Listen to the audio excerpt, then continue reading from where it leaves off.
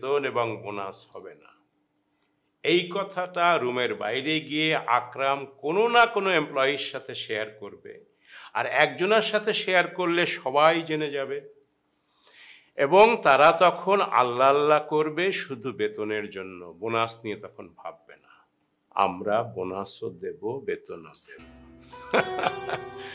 কিন্তু 100% দিতে পারবো না। এবার দেব 50 বা 60%। হঠাৎ করে যখন এমপ্লয়িরা বোনাস সহ বেতন পাবে তখন তাদের খুশিটা কোথায় চলে যাবে?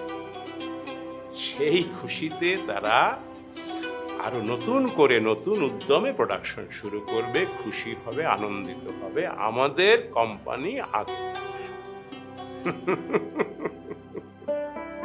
স্যার এটা তো স্যার নাটক না স্যার। আমি করলাম নাটক, আপনি কি দেখলেন, কি বুঝলেন? একটা ফিল্ম দেখলাম স্যার, পূর্ণ